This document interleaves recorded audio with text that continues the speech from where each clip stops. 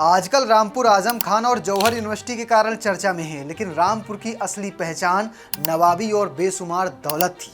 इस रियासत के बारे में लॉर्ड माउंटबेटन ने लिखा था, कोहिनूर और होप डायमंड के बाद दुनिया का तीसरा सबसे बेहतरीन हीरा रामपुर रियासत के पास था। शाही खजाने की तुलना उन्होंने अरेबियन नाइट्स से की थी। किताब फ्रीडम एंड नाइट्स में भी इस खजाने का जिक्र है और इसमें नवाबों के एक सिंहासन के बारे में लिखा है, जिसकी खास बात थी उसके बीचों बीच बना एक छेद, जिसकी वजह भी नवाबी थी। रामपुर के एक नवाब का मानना था कि चलती दरबार से उठकर नहीं जाना चाहिए किसी भी कीमत पर, इसलिए सिंहासन में ही छेद बनवा दिया ताकि वहीं बैठे बैठे शाही माहौल के साथ ही नित्य क्रिया की जा सके। लेकिन अब ये सिंहासन कहाँ है किसी को नहीं पता है, क्योंकि जिस तिजोरी में इसे खजाने के साथ रखा गया था वो अब चोरी हो गया। आखिर अरबों का खजाना कहाँ गया? रामपुर जैसी छोटी रियासत के पास इतनी बेशुमार दौलत आई कहां से? आइए जानते हैं रामपुर के नवाबों, उनकी शानो शौकत और एक खाली तिजोरी के पीछे छुपे रहस्य की पूरी कहानी। नमस्कार, मेरा नाम शुभम गर्ग है। आप देख रहे हैं ऐतिहासिक किस्सों और कहानियों से जुड़ा हमारा शो दास्तान।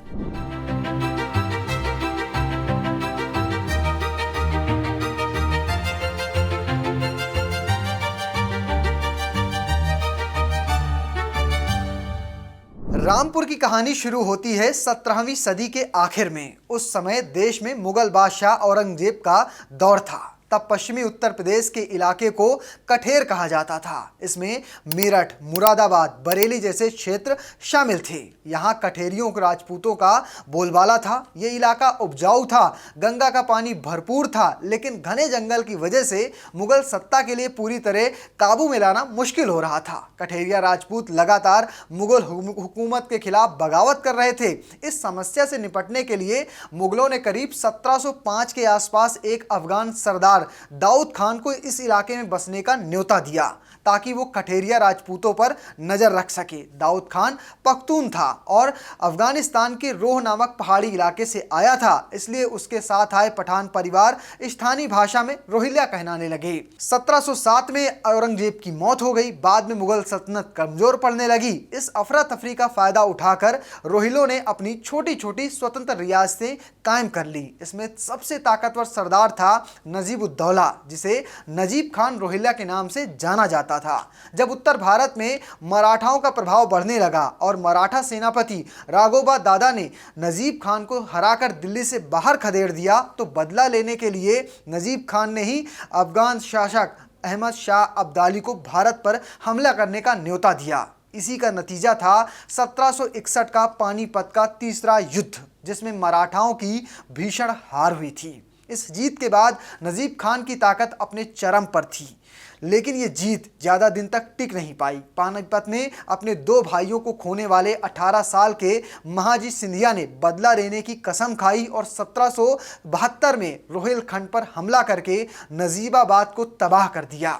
डर के मारे रोहिल्ला सरदारों ने अवध के नवाब शुजाउद्दौला से मदद मांगी, लेकिन अवध के नवाब ने बदले में भारी रकम मांगी। जब रोहिल्लों ने पैसे देने से इनकार किया तो गुस्साए अवधी नवाब ने ईस्ट इंडिया कंपनी के गवर्नर जनरल वॉरेन हेस्टिंग के साथ हाथ मिलाया। नतीजा ये हुआ कि 1773 और 74 में अंग्रेजों और अवध की संयुक्त सेनाओं ने रोहिलखंड पर हमला करके लगभग सभी रोहिल्ला सरदारों को हरा दिया। इस पूरी तबाही में सिर्फ एक सरदार बचकर निकला, जिसका नाम था फैजुल्ला खान। उसने चालाकी दिखाते हुए सीधे वॉरेन हेस्टिंग से समझौता किया और अंग्रेजों तथा अवध के प्रति वफादारी के बदले सिर्फ 4 गांव मांगे। अवध के नवाब को यह सौदा फायदे का लगा और इस तरह 7 अक्टूबर 1774 को रामपुर व आसपास के इलाकों की जागीर फैजुल्ला खान को सौंप दी गई। यही रामपुर रियासत की नींव थी। फैजुल्ला खान न सिर्फ एक योद्धा था बल्कि विद्वान भी था और उसी ने ही अरबी, फारसी, उर्दू की दुर्लभ पांडुलिपियां जमा करनी शुरू की, जो आगे चलकर विश्व प्रसिद्ध रामपुर रजा लाइब्रेरी का आधार बनी। फैजुल्ला खान के वंशजों ने 1947 तक रामपुर पर राज किया। इस दौरान रियासत ने कई उतार चढ़ाव देखे। दूसरे नवाब मोहम्मद अली खान की तो सिर्फ 24 दिनों के शासन के बाद रोहिल्ला सरदारों ने ही हत्या कर दी। हालांकि अंग्रेजों की मदद से उनके बेटे को वापस गद्दी मिल गई। 1957 के विद्रोह के दौरान जब पूरा रोहिलखंड अंग्रेजों के खिलाफ खड़ा हुआ था, तब रामपुर के नवाब यूसुफ अली खान ने अंग्रेज अफसरों को शरण देकर उनकी जान बचाई। इस वफादारी का इनाम रामपुर को पहले 15 तोपें और बाद में 21 तोपों की सलामी वाली रियासत का दर्जा देकर दिया गया। और इसी वफादारी की वजह से रामपुर को अपनी निजी गोरखा फौज रखने का भी दुर्लभ अधिकार मिला। ये विशेषाधिकार किसी और रियासत के पास नहीं था। अंग्रेजों की मेहरबानी से रामपुर धीरे धीरे उत्तर भारत का एक बड़ा सांस्कृतिक केंद्र बनकर उभरा। दिल्ली में जब मुगल दरबारियों को अंग्रेजों ने प्रताड़ित किया तो कई कलाकार और विद्वान रामपुर आकर बस गए। खुद मशहूर शायर मिर्जा गालिब भी कुछ समय के लिए रामपुर आए थे। मशहूर गायिका बेगम अख्तर और अभिनेत्री नरगिस खान की मां जद्दन बाई भी रामपुर दरबार की गायिकाएं रह चुकी थीं। नवाब हामिद अली खान का शासनकाल 1879 से 1930 तक चला। 41 साल के लंबे दौर में संगीत और कत्थक का रामपुर घराना खूब फला फूला। इसी दौर में नवाब ने रामपुर किले के भीतर हामिद मंजिल महल बनवाया, जिसके दरबार हॉल में कभी नवाबों का सोने का सिंहासन और हुक्का सोने का रखा जाता था। रामपुर के नवाबों की एक और खासियत रही उनका नवाबी शौक। कुत्तों के शौकीन नवाब अहमद अली खान ने अफगानी और अंग्रेजी ग्रेहाउंड नस्लों को मिलाकर नई पीढ़ी की या कई पीढ़ियों की मेहनत के बाद रामपुर हाउंड नाम की एक नई नस्ल विकसित की, जो आज भी भारत की सबसे मशहूर कुत्तों की नस्लों में गिनी जाती है। रामपुर रजर लाइब्रेरी में आज भी 17,000 से ज़्यादा दुर्लभ पांडुलिपियाँ, 80,000 से ज़्यादा किताबें और कई अनमोल चित्रकारी मौजूद है, जिनमें कई सोने के पानी से लिखी गई हैं। 1930 में गद्दी पर बैठे नवाब सर रजा अली खान, उनके दौर में रामपुर ने नया मुकाम हासिल किया। रामपुर के प्रधानमंत्री कर्नल जेड.एच. जैदी की देखरेख में रजा बुलंद शुगर मिल, रामपुर कारखाने, रामपुर टेक्सटाइल जैसे कई बड़े उद्योग स्थापित किए गए। इसका नतीजा ये हुआ कि रामपुर भारत की सबसे ज़्यादा औद्योगिक रियासतों में शुमार हो गया और इसकी सालाना आय 3 गुना बढ़ा गई। इसे उदाहरण से समझे तो महाराष्ट्र की कोल्हापुर रियासत उस दौर में 3,000 वर्ग मील में फैली हुई थी और उसकी सालाना आय 25 लाख रुपए थी, जबकि सिर्फ 800 वर्ग मील में रामपुर की आय 110 लाख रुपए तक पहुंच गई थी। यानी बहुत छोटे क्षेत्रफल में उतनी ही ज़्यादा दौलत थी। कमाई बढ़ी तो इसे तिजोरियों में नहीं रखा गया, नवाबों ने शौक में खर्च किया। इसी भारी कमाई से नवाब रजा अली खान ने खासबाग पैलेस का पुनर्निर्माण करवाया, जिसे भारत का पहली पूरी तरह एयर कंडीशनर महल बताया जाता है। विदेशी मेहमान इस महल की तुलना न्यूयॉर्क के सबसे शानदार होटलों से करते थे। यहाँ मेहमानों के लिए 2 गर्म पानी वाले स्विमिंग पूल, एक प्राइवेट नाइट क्लब और मूवी थिएटर तक मौजूद था। लेकिन इस पैलेस की असली खासियत इसकी भव्यता नहीं, बल्कि इसके ठीक बीचों बीच बनी वो तिजोरी थी, जिसे शाही खजाना या कहें ट्रेजर वॉल्ट कहा जाता था। वो तिजोरी जिसे कोई नहीं लूट सकता था। इस स्ट्रॉन्ग रूम का आर्किटेक्चर वाकई अद्भुत था। इसकी दीवारें 3 से 4 फीट मोटी थी और छत दोहरी परतों वाली मजबूत पत्थर से बनी थी, ताकि ऊपर से कोई सुरंग न बना सके। ये महल के बाकी हिस्सों से पूरी तरह अलग थलग था और इस तक पहुंचने का इलाका या कहें इकलौता रास्ता सीधे नवाब के बेडरूम से होकर गुजरता था। यहाँ से शुरू होता था करीब 200 मीटर का लंबा गलियारा, जिसके दोनों ओर हथियार बंद गोरखा सैनिक दिन रात पहरा देते थे। ये गोरखा रेजिमेंट रामपुर की एक विशेष पहचान थी। 1857 के विद्रोह में अंग्रेजों का साथ देने के इनाम में रामपुर को निजी गोरखा फौज रखने का अधिकार मिला था, जो किसी और रियासत को नहीं हासिल था। इस पहरेदार गलियारे के आखिर में स्टील के 2 बेहद भारी दरवाजे लगे थे, जिनमें उस दौर की सबसे आधुनिक मानी जाने वाली चप कंपनी के दोहरे कॉम्बिनेशन लॉक लगे हुए थे। इन तालों का पासवर्ड और चाबियां सिर्फ नवाब और उसके सबसे भरोसेमंद खजांची के पास होती थी। भीतरी तिजोरियों में भी दोहरे कॉम्बिनेशन लॉक थे, जिनकी जानकारी सिर्फ नवाब और रखवाले के पास होती थी। कुछ जानकारियों के मुताबिक तहखाने तक पहुंचने के लिए कुल 7 भारी दरवाजों से गुजरना पड़ता था और ये दरवाजे की चाबी अलग अलग गुप्त बक्सों में अलग अलग व्यक्तियों के पास सुरक्षित रहती थी। कुल मिलाकर यही माना जाता था कि इस खजाने को कभी भी लूटा नहीं जा सकता। लेकिन आखिर इतनी हिफाजत से बंद इस तिजोरी में था क्या, इसके बारे में लिखित प्रमाण जो हैं बहुत कम मिलते हैं, क्योंकि ये खजाना नवाब का निजी राज हुआ करता था। इसे देखने की इजाजत आम आदमी तो दूर, दूसरी रियासतों के राजघरानों तक को नहीं थी। ये सम्मान सिर्फ भारत के वायसराय को हासिल हुआ था। ऐसे में 1942 में घटी एक घटना ने दुनिया को इस खजाने की एक धुंधली मगर बेहद हैरान करने वाली झलक दी थी। लाइव हिस्ट्री इंडिया नामक एक वेबसाइट में छपे लेख के मुताबिक 1942 में जब पूरी दुनिया दूसरे विश्व युद्ध की आग में जल रही थी, भारत में भारत छोड़ो आंदोलन अपने चरम पर था और जापानी सेनाओं के हमले का खतरा मंडरा रहा था। उसी दौर में लॉर्ड माउंटबेटन दक्षिण पूर्व एशिया की में ब्रिटिश सेना के कमांडर इन चीफ थे और नई दिल्ली से पूरे ऑपरेशन की निगरानी कर रहे थे। उस वक्त रामपुर के युवराज मुर्तजा अली खान उनके एडीसी के तौर पर काम कर रहे थे। इसी रिश्ते और ब्रिटिश साम्राज्य के सामने अपनी हैसियत दिखाने की चाह में नवाब ने माउंटबेटन को अपनी रामपुर यात्रा के दौरान गुप्त शाही खजाना दिखाने का फैसला किया। माउंटबेटन ने इस अनुभव को अपनी निजी डायरी में विस्तार से दर्ज किया और आज ये डायरी इतिहासकारों के लिए इस खजाने की भव्यता समझने का लगभग इकलौता और सबसे भरोसेमंद जरिया है।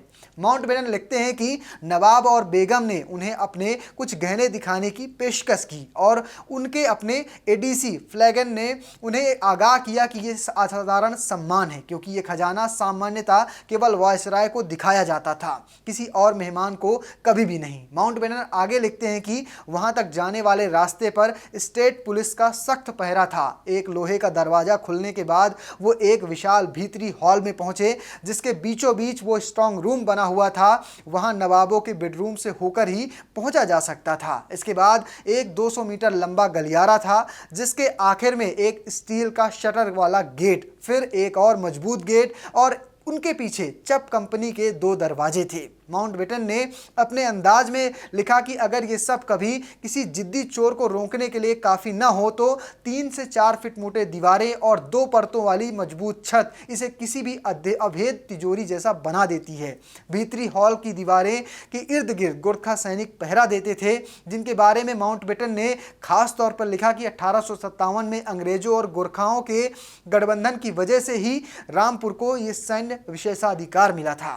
फिर नवाब और उनके भाई ने अपनी अपनी जेब से चाबियां निकाली और मिलाकर ज्वेल हाउस के बाहरी दरवाजों के दोहरे ताले खोले। इस बीच एक मजबूत बक्सा लाया गया, जिसे भी 2 अलग अलग चाबियों से खोला गया। उसके भीतर और 2 चाबियां थीं, जिनसे भीतरी दरवाजे और अंदर की तिजोरियां खुलती थीं। इसके बाद जो नज़ारा माउंटबेटन के सामने आया, उसे उन्होंने किसी अरेबियन नाइट्स की कहानी से कम नहीं बताया। सफ़ेद मेजपोश बिछी मेजों पर इर्द गिर्द भारी बक्से एक एक करके खोले गए और गहनों का अंबार उनके सामने फैला दिया गया।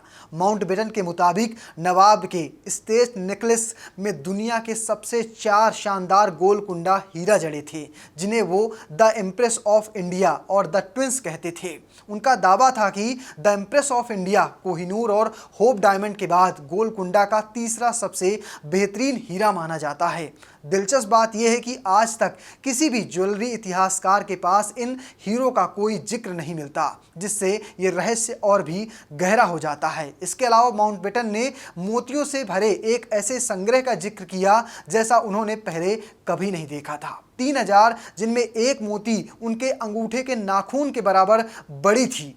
इसके अलावा छोटे मोतियों की कई लड़ियां थीं और कंधे से कमर तक पहने जाने वाली 30 लड़ियों की एक और शैस थी। पूछने पर नवाब ने बताया कि कुल मिलाकर 10,000 से ज़्यादा मोतियां थीं। एक ज़रूरी जानकारी बता देता हूं कि 1926 में जापान के कोकची मिकटमोटा द्वारा कल्चर्ड मोती बनाने की जब तक तकनीक ईजाद नहीं की गई थी, उससे पहले तक प्राकृतिक मोतियों की कीमत हीरो से लगभग 3 गुना ज़्यादा थी, क्योंकि एक जैसे रंग और आकार की 2 मोतियां मिलना लगभग नामुमकिन था। ऐसे में 10,000 से ज़्यादा उस आकार के प्राकृतिक वर्षा मोतियों का एक साथ मिलना नवाब की दौलत का जीता जाता सबूत था। माउंटबेटन ने पन्नों के एक हार का जिक्र किया जिसमें बेहद खूबसूरत रंग वाले बेहद बेदाग पत्थर जड़े थे। उन्होंने खास तौर पर सॉलिटेयर अंगूठी से जड़े गहरे हरे और पूरी तरह बेदाग पन्ने का जिक्र किया, जिसे नवाब के दादा 60 साल पहले 2.5 लाख रुपए में खरीदा था। रत्न विज्ञान के हिसाब से पूरी तरह बेदाग पन्ना मिलना लगभग असंभव माना जाता है। बाद में नई दिल्ली के नेशनल आर्काइव ऑफ इंडिया में मिले दस्तावेजों से पता चलता है कि 1947 में जब इन गहनों की पूरी कीमत आंकी गई थी, तब कीमत निकल कर आई थी 3.5 करोड़ रुपए के आसपास। ये रकम बड़ौदा रियासत के गहनों के लगभग बराबर थी और जयपुर के महाराज के संग्रह से करीब 3 गुना ज़्यादा थी। ये अपने आप में बड़ी बात थी, क्योंकि रामपुर, हैदराबाद और जूनागढ़ जैसी बड़ी रियासतों के मुकाबले क्षेत्रफल में बहुत छोटी थी। नेशनल आर्काइव के रिकॉर्ड के मुताबिक रामपुर के गहनों में से 7 चीज़ों को पारिवारिक धरोहर के तौर पर सूचीबद्ध किया गया था, जबकि बाकी गहने नवाब की पत्नी 7 बच्चों में बांट दिए गए थे। इस क्राउन ज्वेल्स ऑफ रामपुर की सूची में एक बड़ा हीरे का हार, दूसरा बड़ा हीरे का हार, पन्ने की 2 हार, साथ में हीरे मोतियों वाला एक ताज, पन्ने हीरे रूबी जड़ी तलवार की म्यान, हीरे व सोने की परत वाली तलवार और हीरे सोने के बेल्ट शामिल थी। 1947 में जब भारत आज़ाद हुआ तो मुस्लिम लीग ने नवाब सर रजा अली खान पर भारी दबाव डाला कि वो जूनागढ़ और हैदराबाद की तरह भारत में शामिल होने से इनकार कर दें, लेकिन नवाब ने समझदारी दिखाते हुए साफ कहा कि उनकी रियासत हिंदुस्तान में है और हिंदुस्तान का ही वो समर्थन करेंगे। मुस्लिम लीग के उकसावे पर रामपुर में कुछ दंगे भड़के, लेकिन नवाब ने अपने फैसले पर अडिग रहने का मन बना लिया। शांतिपूर्ण ढंग से रामपुर का प्रशासन भारत सरकार को सौंप दिया, जिसके बाद रामपुर उत्तर प्रदेश का हिस्सा बन गया। 1948 में महात्मा गांधी की हत्या के बाद नवाब ने रामपुर में उनकी याद में एक स्मारक भी बनवाया, जहां उनकी कुछ अस्थियां रखी गई हैं। आज़ादी के बाद नवाब रजा अली खान ने अपने अनमोल पांडुलिपियां और पुस्तक संग्रह भारत सरकार को दान कर दिया, जो आगे चलकर रामपुर रजा लाइब्रेरी के रूप में स्थापित किया गया। रामपुर के नवाबों ने हमेशा हिंदू मुस्लिम एकता को बढ़ावा दिया। इसी का उदाहरण है कि नवाब रजा अली खान के प्रधानमंत्री थे लेफ्टिनेंट कर्नल होरीलाल वर्मा, जो खुद एक हिंदू थे। लेकिन 1966 में नवाब सर अली खान के निधन के साथ ही रामपुर के इतिहास ने एक कड़वा मोड़ लिया। सदियों से जिस खजाने की सुरक्षा एक सख्त अनुशासन और सिर्फ एक इंसान के नियंत्रण में थी, वो अनुशासन अचानक टूट गया। तिजोरी की चाबियां और गुप्त कॉम्बिनेशन का नियंत्रण अब पारिवारिक विवाद का हिस्सा बन गया। नवाब के पीछे उनकी पत्नी और कई बच्चे थे और संपत्ति को लेकर परिवार के भीतर एक लंबी थका देने वाली कानूनी लड़ाई शुरू हुई। इस बीच 1971 में इंदिरा गांधी ने प्रिवी पर्स को पूरी तरह खत्म कर दिया, जिसके बाद सत्ता ने रजवाड़ों के प्रभाव को पूरी तरह कुचलना शुरू कर दिया। 1975 में जयपुर राजघराने पर पड़ा ऐतिहासिक इनकम टैक्स छापा इसका सबसे बड़ा उदाहरण बना। इस माहौल से डरे देश भर के राजघरानों ने अपनी संपत्तियां गुप्त रूप से बेचना या फिर विदेशी बैंकों में शिफ्ट करना शुरू कर दिया। माना जाता है कि रामपुर परिवार ने भी इसी आशंका में अपना खजाना कहीं और ठिकाने लगा दिया। 1970-80 के दशक में ब्लिट्ज जैसी भारतीय टैबलॉइड कहें समाचार पत्रों में रामपुर के गहनों की विदेशी तस्करी, महल में रहस्यमय चोरियों और साजिशों को लेकर सनसनीखेज खबरें छपती रहीं। सितंबर 1980 में एक ऐसी घटना सामने आई जब खासबाग महल के पास खेल रही एक बच्ची को जमीन पर सोने की चमकदार महीन नक्काशी वाली प्लेट मिली। ये खबर पुलिस के होते हुए रामपुर के तत्कालीन नवाबजादे मुर्तजा अली खान तक पहुंची, जो प्लेट देखते ही सीधे तहखाने की ओर दौड़ने लगे। वहां दरवाजे और तालों को कोई नुकसान नहीं दिखा, लेकिन तहखाने की छत पर एक छेद मिला जिसमें कुछ रस्सियां लटकी हुई थी। अंदर खुदाई के औजार और सिगरेट के टुकड़े और पानी के बर्तन मिले और पूरा खजाना गायब था। मामले की जांच सीबीआई को सौंपी गई, लेकिन जांच में एक अजीब सा तथ्य सामने आया। छत का वो छेद इतना छोटा था कि उससे ना तो कोई वयस्क अंदर जा सकता था, ना कोई बच्चा, और रस्सियों से चढ़ने उतरने खजाने के कोई फॉरेंसिक निशान ही नहीं मिले। इससे भी हैरानी की बात यह रही कि सरकारी दफ्तर में रखी खजाने की आधिकारिक सूची भी गायब थी। नवाब के भाई जुल्फे अली खान ने आरोप लगाया कि ये किसी अंदरूनी व्यक्ति का काम था और दावा किया कि चोरी का सामान भारत पाकिस्तान सीमा पार कर चुका है। आज तक ये गुत्थी अनसुलझी है। परिवार का ये विवाद आखिरकार 2019 में सुप्रीम कोर्ट के फैसले से खत्म हुआ, जिसमें शरिया कानून के तहत नवाब की संपत्ति सभी वारिसों में बांटने का आदेश दिया गया। जब या कहें मार्च 2020 में जब आखिरकार तिजोरी काटी गई तो पूरी तरह खाली निकली।